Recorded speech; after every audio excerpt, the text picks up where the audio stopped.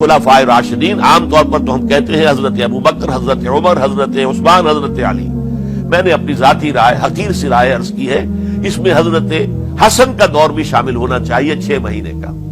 تب وہ 30 برس پورے ہوتے جو حدیث میں آیا ہے کہ خلافت جو ہے وہ 30 برس رہے گی، اس کے بعد ملوکیت شروع ہو جائے گی. تو ملوکیت کا پہلا قدم یہ تھا کہ حضرت معاویہ نے طاقت سے بزور خلافت حاصل کی، اس لیے ان کو خلیفہ راشد ہم نہیں کہتے.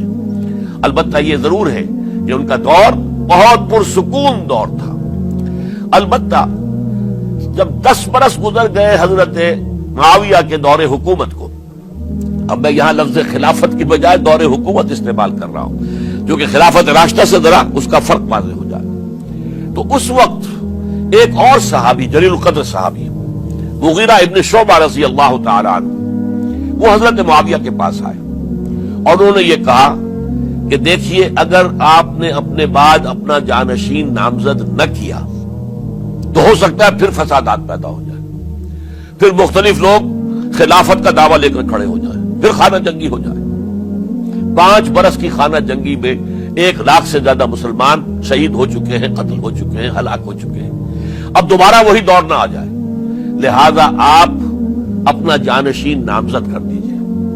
امیر معاویہ ریلیکٹنٹ تھے، لیکن انہوں نے دلائل دیے، دلائل مضبوط تھے. انہوں نے کہا کہ اب کبار صحابہ دنیا سے رخصت ہو چکے، وہ جماعت کہ جن کی تربیت اور تزکیہ، جن کی تعلیم حضور نے خود کی تھی اور ان کو اندر سے پاک کر دیا تھا، ان کی نیتیں بالکل پاک ہو چکی تھی، کوئی نفسانیت ان میں نہیں رہی تھی، وہ جماعت تو اکثر و بیشتر اب ختم ہو چکی، فوت پا چکے، وفات ہو چکی.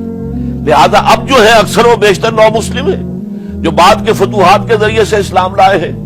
لہذا ان کے اندر نہ وہ پختگی ہے، نہ ان کے اندر وہ تقویٰ ہے، نہ تدین ہے، نہ اصول پرستی ہے. اسلام کی پوری تعلیمات جو ہیں وہ ان کے وجود کے اندر، ان کے شعور کے اندر گہری اتری ہوئی نہیں ہے. لہذا اب صورتحال وہ نہیں رہ سکے گی جو حضرت ابو بکر یا حضرت عمر یا حضرت عثمان یا حضرت علی کے زمانے میں تھی. لہذا آپ نامزد کیجئے. یہ بھی بتا دوں کہ مغیرہ ابن شعبہ کون تھے رضی اللہ تعالیٰ عنہ. نمبر 1 یہ کہ اصحاب شجرہ میں شامل ہیں، جن 1400 یا 1800 افراد نے حضور سے بیعت کی تھی صلح حدیبیہ سے متصل قبل، اس درخت کے نیچے بیٹھ کر جس کے بارے میں سورہ فتح میں فرمایا گیا کہ لقد رضی اللہ عن المؤمنین اذ یبایعونک تحت الشجرہ. اللہ ان تمام اہل ایمان سے راضی ہو گیا جو اے نبی صلی اللہ علیہ وسلم آپ کے دست مبارک پر بیعت کر رہے تھے اس درخت کے نیچے، ان میں سے موجود، ان میں یہ مغیرہ ابن شعبہ ہے. پھر مغیرہ ابن شعبہ وہ ہے کہ حضرت علی اور امیر معاویہ ان کے درمیان جو خانہ جنگی ہوئی اس میں ہمیشہ حضرت علی کے ساتھ رہے، حضرت علی کے ہی وہ سپورٹر تھے، ان کے ساتھ تھے. اس پہلو سے اچھی طرح سمجھ لیجئے کہ یہ نہیں ہے کہ وہ در حقیقت کو پہلے سے وہ امیر معاویہ کے ساتھی تھے، نہیں. لیکن اب جو صورتحال وہ دیکھ رہے تھے، جہاں دیدہ انسان تھے، بہت بڑے سیاستدان تھے، جانتے تھے حالات کو، حالات کے نفذ پر ان کا ہاتھ تھا.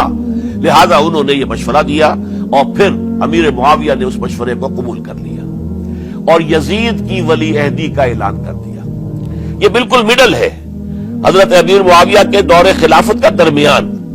یہ 10 سال جب ہو گئے تھے حضرت امیر معاویہ کی خلافت کو یا حکومت کو، تب یہ معاملہ پیش آیا اور یزید کے ہاتھ پر یہ بیعت ولی عہدی تمام جو بھی مختلف گورنرز تھے ان کے ذریعے سے کہہ دیا گیا اپنے اپنے علاقے کے لوگوں سے بیعت لے لو. یہ بیعت عام طور پر لوگوں نے کر لی. البتہ 5 شخصیتیں جو بہت نمایاں تھیں انہوں نے اس بیعت سے انکار کیا. ان میں کون تھے ذرا نوٹ کیجئے. حضرت ابو بکر فوت ہو چکے، ان کے بیٹے عبد الرحمن ابن ابی بکر. حضرت عمر فوت ہو چکے، ان کے بیٹے عبداللہ ابن عمر. حضرت زبیر فوت ہو چکے، ان کے بیٹے عبداللہ ابن زبیر. حضرت عباس فوت ہو چکے، ان کے بیٹے عبداللہ ابن عباس. حضرت علی شہید ہو چکے، ان کے بیٹے حسین ابن علی رضی اللہ تعالی عنہم اجمعین. یہ 5 جو امت کے بہت بڑے 5 افراد کے گویا کے وہ چشم و چراغ تھے ان گھرانوں کے، انہوں نے انکار کیا. اور ان میں خاص طور پر عبد الرحمن ابن ابی بکر نے یہ جملہ کہا کہ تم چاہتے ہو کہ قیصر و کسریٰ کی سنت پر عمل کرو کہ باپ کے بعد بیٹا حاکم بن جائے. یعنی ایک قدم تو خلافت کا نظام پہلے ہی نیچے اتر چکا. مشاورت سے تو حضرت امیر معاویہ کا بھی جو نسب ہوا ہے وہ مشاورت سے نہیں ہوا. ایک درجے میں وہ جو اللہ تعالیٰ کے رسول نے عمارت بنائی تھی شاندار، اس خلافت کا جو سیاسی نظام تھا، اس میں ایک تو کڑی آ چکی زوال کی کہ ایک شخص نے طاقت کے ذریعے سے خلافت حاصل کر لی. اب اس کی اگلی کڑی لانا چاہتے ہو کہ کیسر و کسریٰ کے طریقے سے خاندان کے اندر، ایک قبیلے کے اندر یہ خلافت جو ہے یا حکومت جو ہے نسل بعد نسل، باپ کے بعد بیٹا اور بیٹے کے بعد پوتا، اس کو ہم کبھی گوارا نہیں کریں گے. حضرت امیر معاویہ بہت دانشمند انسان تھے. انہوں نے ان پانچوں حضرات پر کوئی تشدد نہیں کیا، کوئی جبر نہیں کیا، بلکہ رہنے دیا. ٹھیک ہے، یہ بیعت نہیں کر رہے، ابھی تو بیعت ولی عہدی ہے، کوئی حرج نہیں. لہذا کوئی جھگڑا، کوئی اس وجہ سے کوئی فساد، اس بنا پر کوئی جنگ نہیں ہوئی. 10 سال گزر گئے، یعنی 10 سال تک یزید ولی عہد رہا ہے. 10 سال تک. اور اس سوائے ان 5 بڑی شخصیتوں کے جو پوری امت تھی، عوام الناس تھے، ان سب نے اسے قبول کیا. یہ صورتحال اب جب پیدا ہوئی جب حضرت امیر معاویہ کا انتقال ہو گیا، یہ سن 60 ہجری ہے. اب سوال پیدا ہوا کہ وہ ولی عہدی کی بیعت اب بیعت خلافت میں منتقل ہو جائے گی. لہذا پھر یہ ہوا کہ سب لوگوں سے، سب گورنروں کو لکھ دیا گیا تمام صوبوں کے اندر کہ اپنے اپنے لوگوں سے بیعت لے لو. ظاہر بات ہے کہ وہاں کوئی ریفرنڈم نہیں ہوتا تھا، کوئی ووٹ نہیں ہوتے تھے کہ اس کی پرچیاں ڈالی جا رہی ہو، ایک ایک شخص سے رائے لینا نہیں ہوتی تھی، بلکہ اس وقت کی جمہوریت یہ تھی اور شورائیت یہ تھی کہ ڈفرنٹ کلینز ہیں، ڈفرنٹ فیملیز ہیں، ڈفرنٹ ٹرائبز ہیں، ان کے سردار، ان کے بڑے لوگ، ان کے اہم لوگ بیعت کر لیں تو گویا کہ سب کی بیعت ہو گئی. وہ ایک قبائلی نظام تھا اور اس میں یہ نہیں تھا نظام کے ووٹ بنے ہوئے ہوں اور اس کی پرچیاں ڈالی جا رہی ہوں. تو تمام عالم اسلام نے گویا کہ بیعت قبول کر لی اب یزید کی بحیثیت خلیفہ. اب وہ جو 5 آدمی تھے ان میں سے ایک فوت ہو چکے تھے، حضرت عبد الرحمن ابن ابی بکر رضی اللہ تعالی عنہما، دونوں فوت ہو گئے، لیکن باقی 4 رہ گئے. ان 4 کو نوٹ کیجئے، اور یہ بڑا سینسٹیو ایشو ہے جس پر میں اب گفتگو کر رہا ہوں. ان 4 میں کون ہے؟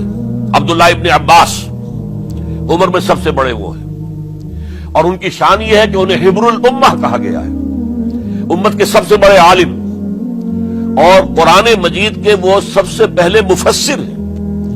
اصل جو جتنی بھی تفسیری روایات ہمیں ملتی ہے حضرت عبداللہ ابن عباس کے شاگردوں سے، تابعین سے، لہذا ان کا بہت اونچا مقام ہے. حضرت عبداللہ ابن عمر، ان کا مقام بھی آپ کو معلوم ہے، حدیثوں کی کتنی بڑی تعداد ہے جو عبداللہ ابن عمر سے مروی ہے، اور اس کو سلسلۃ الذہب کی پہلی کڑی کہا جاتا ہے. روایت حدیث میں جو سنہری زنجیر ہے اس کا آغاز حضرت عبداللہ ابن عمر ہے. ایک طرف یہ دونوں ہو گئے، ان دونوں کی رائے کیا ہوئی؟ اگرچہ کام غلط ہوا ہے، یہ اس طریقے سے قیصر و کسریٰ کی روایت پر عمل کرنا غلط ہے، لیکن یہ اتنی بڑی غلطی نہیں ہے کہ اس کی وجہ سے باہمی جنگ و جدال ہو، خوریزی ہو، ایک دوسرے کی گردنیں کاٹی جائیں اور فتنہ و فساد پیدا کر دیا جائے. لہذا انہوں نے یزید کی بیعت کر لی. 2 حضرات رہ گئے، یہ نسبتاً نوجوان ہیں. ان دونوں کی پیدائش ہجرت کے بعد ہوئی ہے. ہجرت کے بعد پہلا بچہ جو مہاجرین میں پیدا ہوا ہے وہ عبداللہ ابن زبیر ہے. بلکہ کچھ عرصے تک مہاجرین میں جب کوئی پیدائش نہیں ہوئی تو وہ مکے مدینے کے منافقین نے کہنا شروع کر دیا تھا کہ یہ یہاں کے کمزور ہو گئے، نامرد ہو گئے، ان کی اولاد اب چلے گی نہیں. تو عبداللہ ابن زبیر جب پیدا ہوئے، اور آپ کو معلوم ہونا چاہیے وہ حضرت ابوبکر صدیق کے نواسے ہیں، حضرت عائشہ صدیقہ کی ہمشیرہ حضرت اسماء کے بیٹے ہیں عبداللہ ابن زبیر. اور زبیر بہت شجاع، بہت ہی بہادر انسان تھے. تو عبداللہ ابن زبیر کے اندر بھی وہی کیفیات تھی. انہوں نے کہا نہیں، اس غلطی کو ہم برداشت نہیں کریں گے. خورزی ہوتی ہے تو ہو، لیکن ہم اسلامی نظام کو نیچے اترتا ہوا نہیں دیکھ سکتے. جیسے کبھی حضرت ابوبکر نے فرمایا تھا، ایبدل الدین وانا حی، کیا دین میں ترمیم اور تنسیخ کر دی جائے گی؟ دین کو بدل دیا جائے گا، دین میں تحریف کر دی جائے گی، جبکہ میں ابھی زندہ ہوں. میں جیتے جی یہ نہیں ہونے دوں گا. حضرت عبداللہ ابن زبیر کی یہ رائے ہوئی وی ہیو ٹو چیلنج، ہم مقابلہ کریں گے، ہم اسے پیسیولی قبول نہیں کریں گے۔ انہوں نے بیعت سے انکار کیا اور مدینہ چھوڑ کر مکے جا کر حرم کے اندر پناہ گزین ہو گئے۔ یہی معاملہ حضرت حسین ابن علی رضی اللہ تعالی عنہما کا تھا، وہ بھی نہایت شجاع، نہایت جری، نہایت بہادر۔